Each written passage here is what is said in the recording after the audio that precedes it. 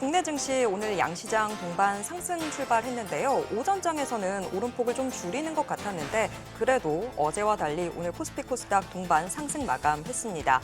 간밤 미증시가 하락했는데도 오늘 국내 증시는 좀 강했네요. 네, 그래도 한미 정상회담을 앞두고 기대감들이 다시 조금씩 일어나고 있는 것 같습니다. 네. 조방원도 좀 살아나는 모습 보이고 있고 국내 증시 또 미증시까지도 오늘 저희가 같이 좀 체크를 해봐야 될 것 같습니다. 지금 보시고 계신 머니쇼는 SBS 비즈 앱과 유튜브에서 실시간으로 시청이 가능합니다. 더 많은 국내 주식 정보 받아보실 분들은 카카오톡 채널 머니랩 추가해 주시기 바랍니다. 그럼 오늘 증시인사이트 출연자 모시고 자세한 이야기 나눠보겠습니다. 상상인증권 투자전략팀 신월 팀장 모셨습니다. 안녕하세요. 네, 안녕하세요. 네, 일단 국내 증시 코스피 주초만 하더라도 좀 힘들어 보였었는데 오늘 2거래일 연속해서 상승 마감하는 모습 나왔는데요. 단기 저점을 좀 확인했다고 봐도 될까요? 네, 일단 이번 주 흐름을 살펴보면은 3영업일 연속 월화수 하락을 했었고요. 하락폭은 좀 비교적 큰 폭이었습니다. 그렇지만 어제부터 이제 반등을 이제 시도하는 모습들이었는데 어제는 장 후반에 좀 다소 힘이 빠지는 모습이었습니다만은 오늘은 반대로 장 초반보다 장 중후반으로 갈수록 좀 힘을 내는 모습들이 있었기 때문에 시장에 있어서 코스피에 대한 기대 심리는 여전히 유효하다라는 점 볼 수가 있겠지만 지난 7월에 그런 파죽지세의 상승세보다는 상당히 조금 힘은 비교적 큰 틀에서 보자면 조금 빠져 있다. 그 와중에 이제 재료를 찾는 와중에 국내 증시에 있어서는 낙폭을 좀 확대하다 보니까 조방원과 주도주에 대한 부분들에 흔들렸던 투심이 저가 매수세의 유입 그리고 다음 주 예정되어 있는 한미 정상회담에 있어서 반도체, 2차 전지, 조선 등 관련된 업종에 대한 부분들과 함께 기업 총수의 대동 소식들이 접해지면서 그동안에 떨어졌었던 업종 중에서 비교적 낙폭이 좀 컸었고 그리고 향후에 정책 모멘텀발 좀 상승에 대한 트리거를 찾을 수 있다는 기대감이 같이 결부가 되면서 주 총 흐름을 살펴보자라면은 낙폭을 좀 만회하는 시도들이 나타나고 있다라고 볼 수가 있겠습니다. 다만 글로벌 증시에 있어서 여전히 기술주 중심의 나스닥 지수는 좀 이번 주에 좀 힘을 못 내는 양상에 있고 금일 밤에 파월 연준 의장의 잭슨 컨퍼런스 공개 연설이 예정되어 있고요. 또한 주 초에 샘 올트만 오픈 AI CEO의 AI 거품론 관련된 부분들이 있었기 때문에 아직 명확한 방향성을 좀 찾기는 어려웠다. 그 와중에 그동안에 8월에 힘을 못 냈었던 국내 증시에 있어서는 주 중반까지 약세장을 나타냈지만 주 후반에 저가 매수세가 유입되고 있다. 이 정도로 요약해 볼 수가 있겠습니다. 어저께 이제 PMI 제조업 지수 같은 경우가 너무 이제 좋게 나왔잖아요. 제조업 경기가 너무 좋게. 그 다음에 그런 와중에서 또 고용은 조금 나쁘게. 네. 이렇게 나와가지고 좀 이제 헷갈리는 모습인데 네. 그러면서 이제 금리는 또 조금 더 상승하는 네. 쪽으로 원래는 이제 무조건 9월 인하였는데 9월 인하도 약간 확률이 조금씩 낮아지고 있잖아요. 네. 그러면은 이제 미국 금리 올라가면 원래 이제 달러 원 같은 경우도 일단은 원화가 더 약세가 돼야 될 것 같은데 아침에는 1,400원 시작했다가 끝날 때는 많이 내려가서 이제 달러 같은 경우 이제 1,393원으로 마감이 됐더라고요. 그래서 이게 1,400원이면은 달러원은 어느 정도는 고점 근처다라고 봐야 될까요? 아니면 이제는 한 1,450원까지 아직도 열어보고 봐야 될까요? 네, 연준의 금리 인하 가능성이 그래도 더 높기 때문에 9월 금리 인하가 재개가 된다라면은 연 이외의 금리 인하 기대감은 유효할 것으로 보여집니다. 그렇기 때문에 최근에 달러 인덱스 자체에 100포인트 근접했던 흐름과 그에 반비례하는 원달러 환율의 약세, 그러니까 절하가 되어서 1,400원대에 근접했었던 일시적으로 좀 상회했습니다만은 이러한 1,400원대 목전에서 등락을 하는 부분들의 흐름들은 단기적으로는 이제 터닝 포인트를 좀 잡아갈 것으로 보여집니다. 다만 여전히 미국 내에서 매크로 변수라고 한다라면은 관세 그리고 트럼프에 대한 부분들이 주도를 하고 있습니다. 그렇지만 유가증권 시장에 있어서는 이러한 관세 관련된 시장의 민감도가 상당히 많이 떨어졌습니다. 그렇기 때문에 증시와 채권 시장에서는 이러한 재료들이 영향력이 좀 희석이 되어 있는 상황 속에서 외환 시장은 비단 뭐 관세, 트럼프, 미국 경제뿐만 아니라 상대 환율에 대한 부분들을 복합적으로 바라봐야 되기 때문에 미국과의 관세 협상 그리고 이번 주에는 우리는 뭐 금융시장을 바라보는 측면에 있어서는 여러 재료들을 봐야 되겠지만 전 세계적으로는 아무래도 미국과 러시아의 정상회담 그리고 연이어서 미국과 우크라이나 그리고 유럽 주요국들의 정상회담이 가장 이슈였다라고 볼 수가 있겠는데 이런 상황 속에서는 아무래도 미국 달러에 대한 부분들의 이목이 좀 더 집중될 수밖에 없었던 측면에서 원달러 환율의 상승 압력이 좀 있었던 것으로 보여집니다. 그렇지만 이제 연준 의장의 발언으로 좀 시장이 방향성을 약간 이제 트는 상황에서 그동안의 수목 정도에는 파월 연준 의장에 대한 기대감보다는 경계심이 안전자산에 있어서 달러에 좀 쏠리는 모습들 나왔었고 미국채 역시나 금리가 내려가기보다는 올려놓은 상황에서 그 다음에 포지션 조정하는 것이 좀 더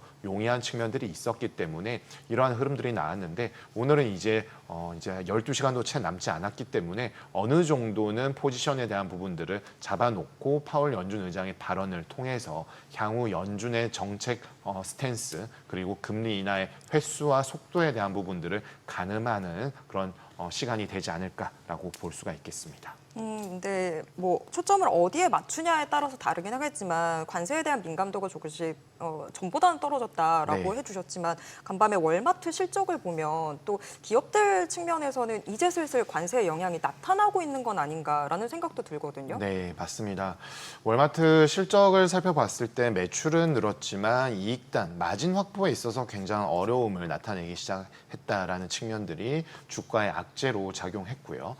지난주에 있었던 생산자 물가 역시나 그 생산자들의 마진에 관련된 트레이딩에 관련된 부분이 전월 대비 기준으로 2% 오르면서 상당히 그 PPI의 상승폭, 오름폭 확대를 견인한 것으로 볼 수 있습니다. 그런데 이제 우리가 조금 더 나눠서 본다라면 물가에 어떤 식으로 영향을 미치느냐는 재화뿐만 아니라 서비스에 대한 부분도 보아야 하는데 서비스에 대해서 관세가 어느 정도 영향을 미칠지는 사실 쉽사리 알기가 좀 어렵습니다. 재화는 직접적일 수가 있는데 서비스는 좀 직간접적인 측면들이 혼재되어 있기 때문에 다소 어려운 측면들이 있습니다. 그렇지만 이제 재화 측면에서 본다라면은 수입업자들은 그동안의 수익 규모를 늘려서 어느 정도 이제 물량을 통해서 마진을 희석시키더라도 버티는 국면에 있었지만 이제 상반기 후반부 그리고 7월 이후부터는 그럴 여력이 거의 없는 상황에 있고 이러한 부분들은 아무래도 피어 그룹과 피어 경쟁자들 역시나 마찬가지라고 본다라면은 일제히 마진 측면에 있어서 훼손되었던 것들을 소비자에 전가하려는 모습들이 나올 수밖에 없습니다. 그런 측면에 있어서 지금 이번 실적은 다소 기업들의 측면에 있어서 좀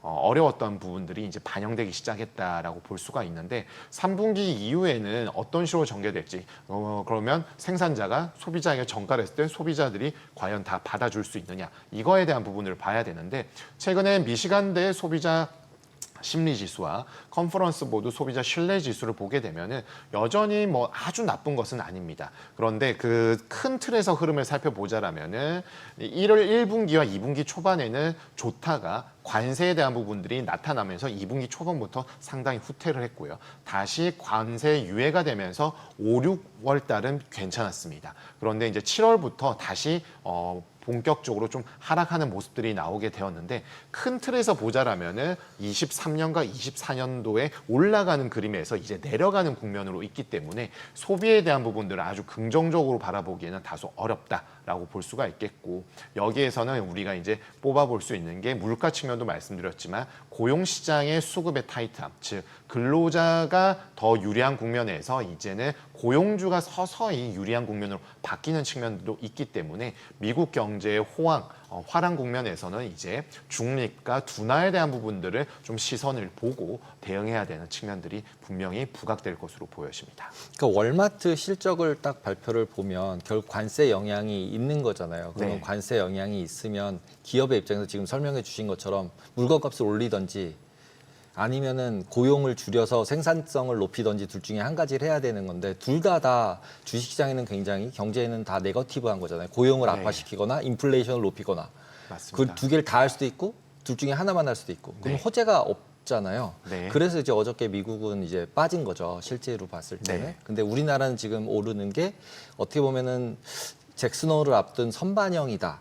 네. 이렇게 봐야 할지 아니면 아까 처음에 저희가 얘기한 것처럼 그냥 그 한미 정상회담도 앞두고 있고 기존에 좀 빠졌으니까 반등을 해주는 건지 네. 둘 중에 어느 쪽인 것 같으세요? 금리 및 통화 정책에 대한 민감도보다는 한미 정상회담에 의한 그동안의 주도주에 대한 기대감이 다시 재발현된 것으로 봐야 되겠고, 수급적으로는 역시나 기간 중심으로 저가 매수세에 대한 부분들이 유입될 수 있는 구도가 형성되었던 측면들이 국내 증시에 다소 긍정적인 영향력을 미친 것으로 볼 수가 있겠습니다. 그렇지만 코스피의 지금 레벨 자체가 3,200선 굳건히 유지할 수 있었다라고 봤지만 통화 정책에 대한 경계심 그리고 AI 거품론 그동안의 주도주에 대했던 부분들이 좀 김이 빠지면서 우리 국내의 법률과 제도적인 측면에 대한 그런 우호적인 시각에서 약간 비관적인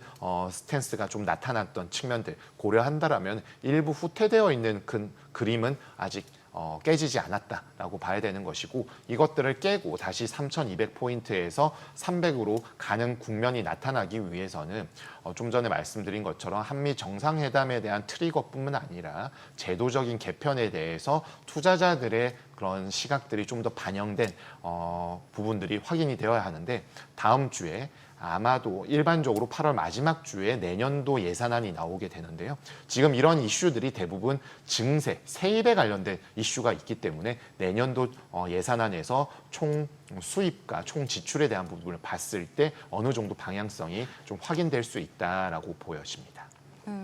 근데 오늘 국내 증시가 상승했던 부분 중에 또 하나는 삼성전자랑 SK하이닉스가 동반 상승했다라는 측면도 좀 있을 것 같아요. 근데 최근 들어서는 삼성전자랑 SK하이닉스가 서로 주가가 반대로 움직이는 모습들을 보였던 것 같은데 네. 오늘은 또 둘이 같이 상승했더라고요. 어떻게 네. 봐야 될까요?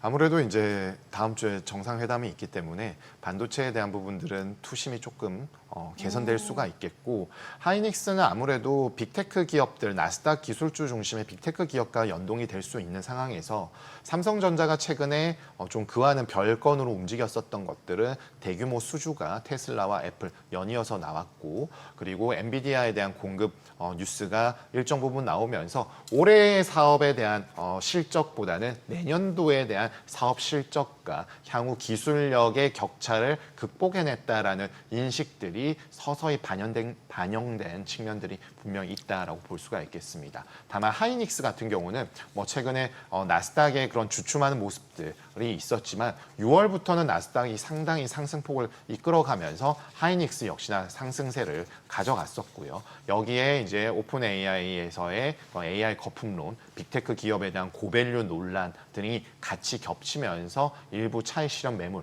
나올 수밖에 없었는데, 그렇다고 해서 하이닉스의 그런 압도적인 경쟁력이 떨어진다라고 해석하기보다는 지금 너무 이제 많이 가져간 파이가 일부 좀 되돌려질 수 있다라는 생각들이 있기 때문에 조금씩 이제 그만큼 고밸류에 대한 논란에서 자유롭기보다는 이런 실적과 밸류에이션을 뚫고 올라갈 수 있는 모멘텀을 동반적으로 가져가야 되는 측면들이 있기 때문에 여기에서 이제 향후 주가의 추이는 매크로와 펀더멘탈, 수급 같이 움직일 가능성이 높겠고, 삼성전자는 그동안에 못 올랐었기 때문에 조금 더 오르는 측면들에서 비교적 가볍다. 즉 지금 PBR 기준으로 삼성전자가 1배 레벨 그리고 하이닉스가 2.5배 레벨에 있기 때문에 이런 측면에 있어서도 밸류에이션 측면에서는 삼성전자가 조금 더 접근하기 쉬운 측면들이 분명히 내재되어 있다라고 볼 수가 있겠습니다. 근데 이제 어저께 엔비디아가 H20 관련돼 있는 네. 부품 생산 그만해라. 네. 이렇게 삼성에다가 얘기를 했다는데 네. 그래도 나름 이제 중국에 수출하는 문이 열리면서 삼성이 조금 그래도 납품을 할 수 있어졌다. 그러면서 이제 충당금으로 쌓아놨던 걸 좀 땡겨서 플러스로 바꿀 수 있지 않을까 이런 기대가 있었는데 이거는 지나간 거라고 봐야 될까요, 그러면은?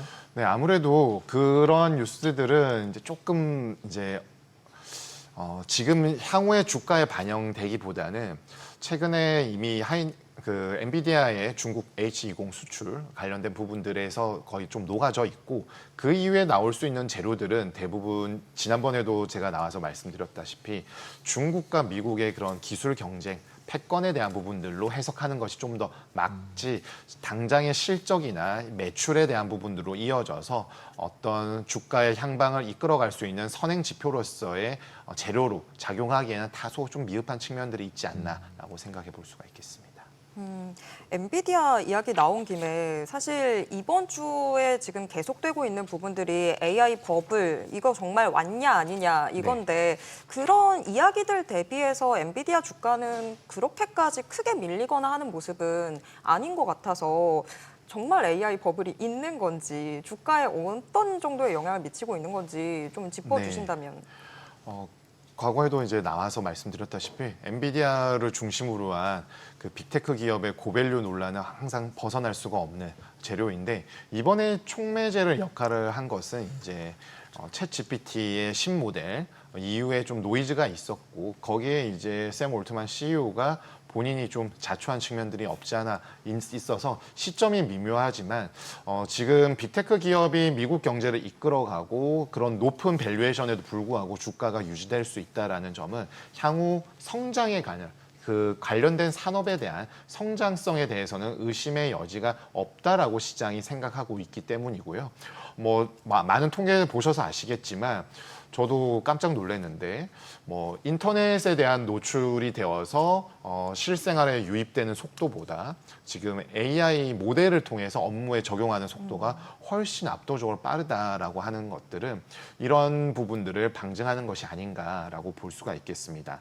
다만 고밸류에이션 논란은 항상 있어 왔던 것이고 이를 비트하기 위해서는 결국에는 신모델을 통해서 수요에 대한 정체성이 아니라 수요에 대한 부분들을 업사이드 포텐셜을 얼마나 확보해 줄 수 있느냐가 가장 핵심이 되겠고 여기에서 주춤할 때에는 결국에는 앞서가는 선두주자를 따라가는 후발주자가 패스트 팔로워로서 저가의 모델 등을 통해서 소비자들의 이제 어필을 하게 될 경우에는 성장성보다는 이제 그 매출의 안정성으로 갈 가능성이 있기 때문에 이런 흐름에서 어떤 것들이 먼저 앞서 나가고 재료를 선점하느냐가 가장 중요하겠습니다. 다만 이런 우리가 알지 못했었던 신성장 산업에 대한 부분들은 필수 불가결하게 밸류에이션 논란을 수반할 수 있기 때문에 항상 이런 업앤다운의 흐름들은 좀 우리가 감내할 필요가 있다라고 보여집니다.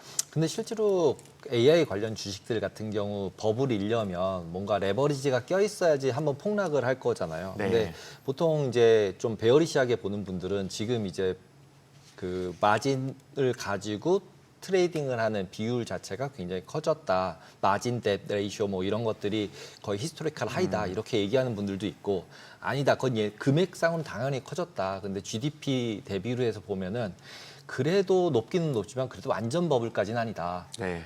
그래서 지금 막 어나인딩을 하거나 헤지 펀드가 청산되거나 이런 일까지는 안 일어날 거다. 네. 이렇게 보는 시각이 더 많더라고요. 그래서 오히려 지금이라도 AI 관련 주식은 빠질 때마다 더 사자. 네. 이쪽 부류와 아니다 이건 고밸류다. 그러니까 지금처럼 이제 어제 같은 경우도 실제 AI 주식들 엔비디아도 상승을 많이 못했잖아요. 근데 그에 반해서 바이오 주식들은 또 상승을 하고 있고 바이오텍들 네. 그동안 못 올라간 것들. 그러면은 약간 지금이라도 이제 기술주를 조금 팔아서 그동안 못 올라간 데로 좀 옮겨야 되는 건가요? 아니면은 아직도 AI가 대세니까 AI를 지켜야 될까요?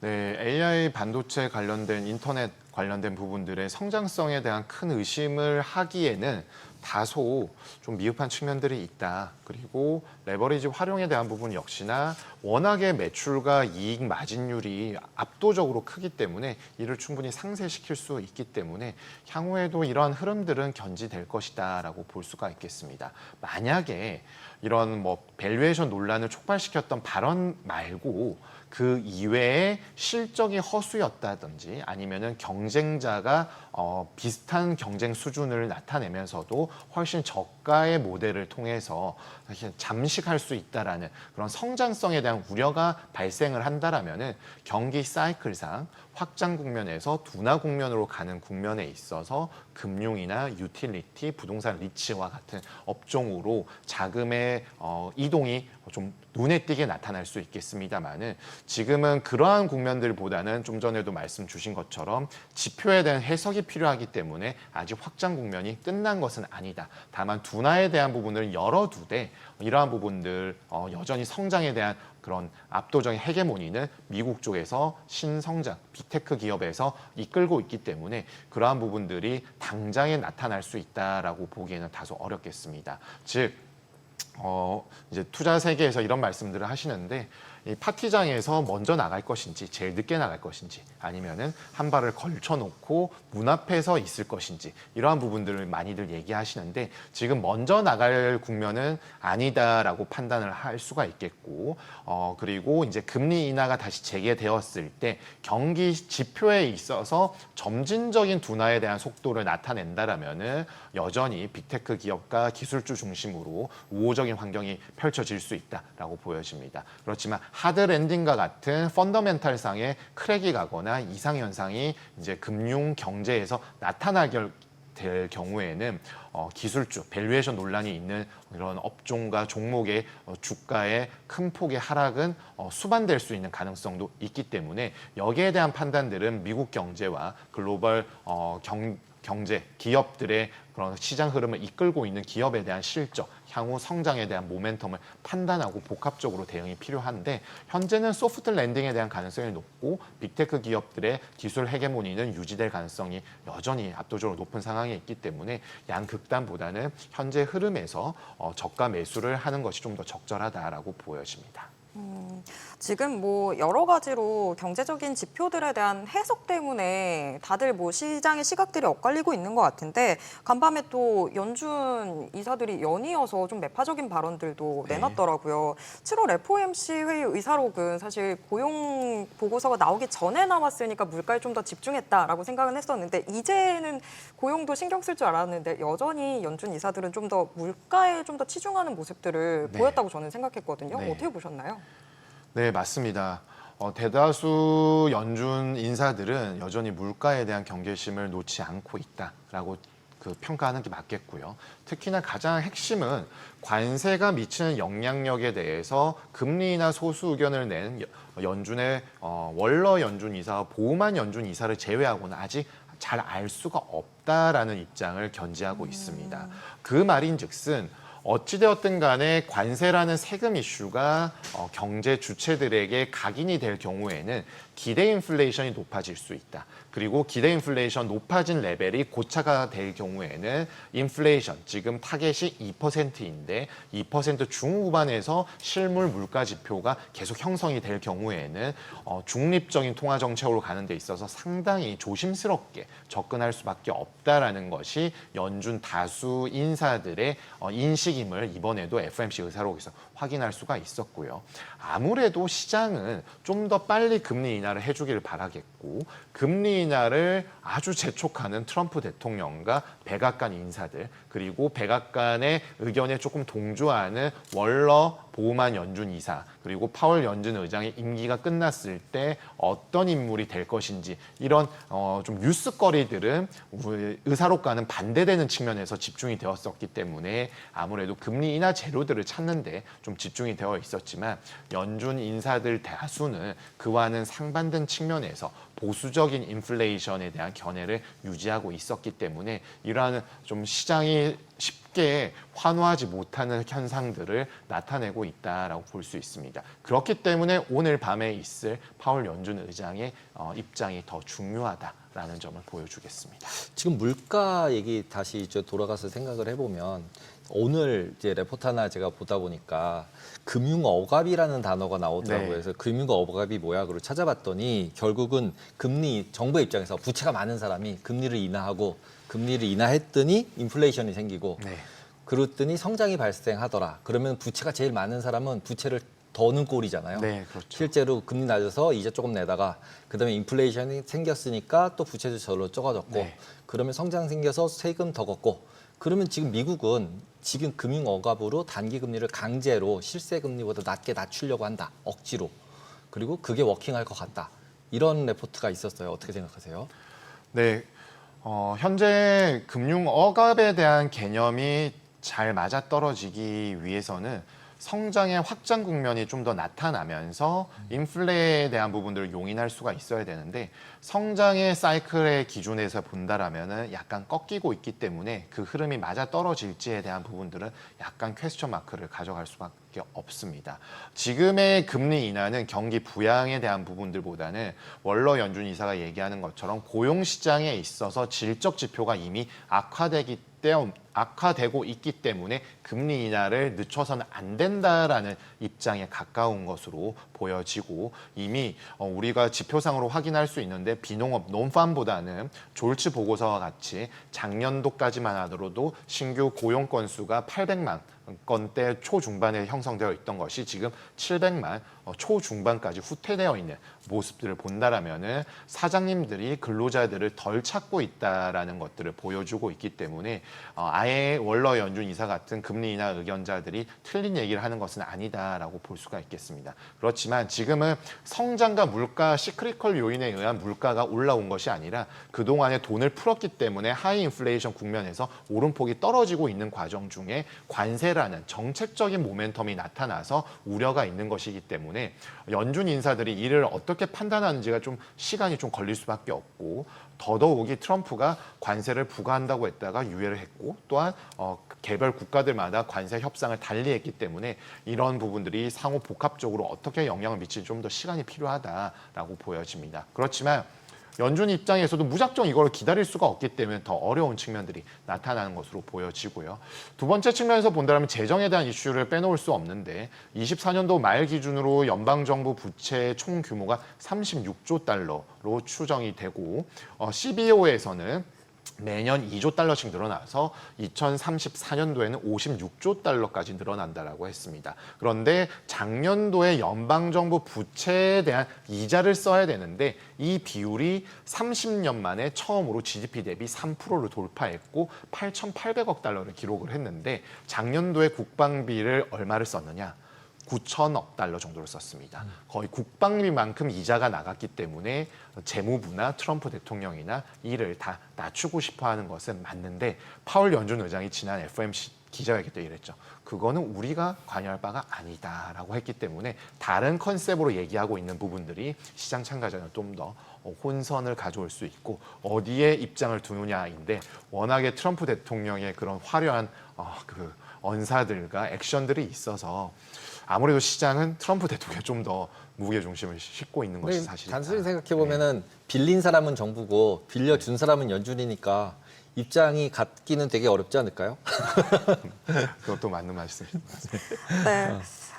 저희가 뭐 많은 이야기 나눠봤지만 사실 지금 단기적으로 가장 많이들 관심 갖고 계실 부분은 파월이 오늘 밤에 무슨 말을 할까 이거일 것 같아요. 근데 지금 이미 저희가 예방주사를 좀 맞았다고 저는 그런 생각도 들어서 파월이 어떤 말을 내놓든 오히려 시장은 크게 반응 안 할 수도 있을 것 같다라는 생각 드는데 어떻게 예상하고 계실까요? 이제 9월 FOMC가 얼마 남지 않았기 때문에 뭐 명확한 힌트, 뭐 금리 동결할 거다, 금리 인하할 거다 이런 명확한 힌트는 안 줄 것으로 보여지고 아마도 우리가 정량적으로 판단할 수 있는 거는 이 연설문을 딱 뽑아서 인플레이션이 얼마 몇 번 몇 번 나왔고 나오나. 레이버나 이런 것들 고용에 관련된 부분이 몇 번 나오고 이런 것들을 세면서 무게 중심이 이 인플레에서 고용으로 좀 갔느냐 안 갔느냐를 통해서 판단할 거고 어투나 그런 뉘앙스를 통해서 우리가 좀 추론을 해야 될 것인데 아무래도 물가에 대해서 조금 더 경계심을 나타내는 발언이 많을 수는 있지만 FOMC 기자회견 때만큼 하느냐 안 하느냐에 따라서 달리 보일 것으로 보여집니다. FOMC 때만큼 안 하면은 금리 인하 소수견에 이제 서서히 동조하면서 다음 달에 금리 인하 가능하겠다라고 판단하는 건데 만약에 인플레 그 워드가 훨씬 더 많다라고 하면은 시장은 다시 이제 혼돈 속에 좀 빠질 가능성도 열어둬야 되겠습니다. 여러 쪽으로 지금 방향을 열어놔야겠네요. 네. 네, 오늘 말씀 여기까지 듣도록 하겠습니다. 고맙습니다. 네.